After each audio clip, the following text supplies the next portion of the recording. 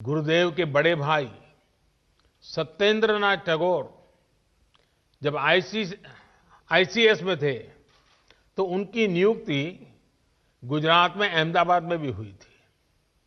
रविन्द्रनाथ टैगोर जी अक्सर गुजरात आ जाते थे और उन्होंने वहां काफी लंबा समय भी बिताया था। अहमदाबाद में रहते हुए उन्होंने अपनी दो लोकप्रिय बांग्ला कविताएं बंदी ओ अमार और नीरव रजनी देखो, ये दोनों रचनाएं की थी। अपनी प्रसिद्ध रचना क्षुधित पाषाण का एक हिस्सा भी उन्होंने गुजरात प्रवास के दौरान ही लिखा था। इतना ही नहीं, गुजरात की एक बेटी श्रीमती हटी सिंह गुरुदेव के घर में भी वो बहू बनकर भी आई थी। इसके अलावा एक और तथ्य है जिस पर हमारे विमेन एम्पावरमेंट से जुड़े संगठनों को अध्ययन करना चाहिए। सत्येंद्रनाथ टैगोर जी की पत्नी ज्ञानंदिनी देवी जी जब अहमदाबाद में रहती थी तो उन्होंने देखा कि स्थानीय महिलाएं अपने साड़ी के पल्लू को दाहिने कंधे पर रखती है। अब दाएं कंधे पर पल्लू रहता था, इसलिए महिलाओं को काम करने में भी कुछ दिक्कत होती थी। ये देखकर ज्ञानंदिनी देवी ने आइडिया निकाला कि क्यों न साड़ी के पल्लू को बाएं कंधे पर लिया जाए।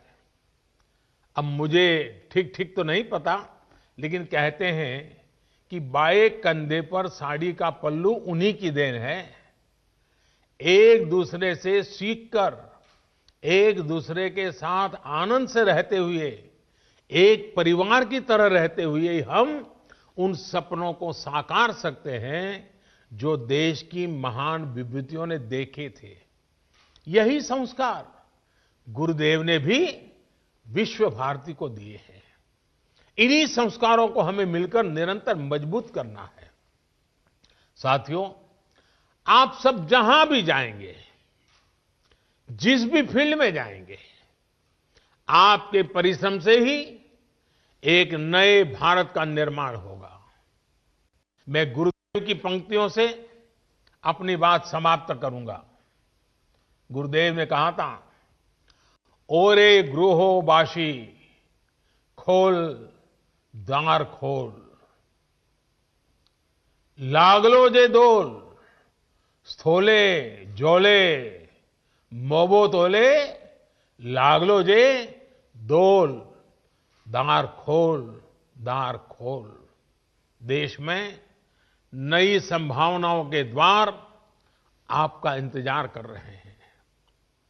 आप सब सफल होइए, आगे बढ़िए और देश के सपनों को पूरा करिए। इन्हीं शुभकामनाओं के साथ आप सभी का एक बार बहुत बहुत धन्यवाद।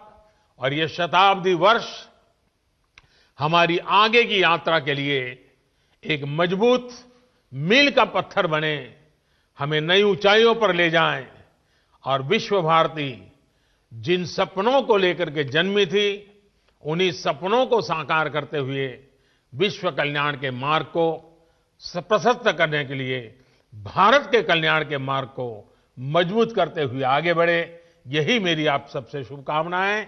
बहुत बहुत धन्यवाद।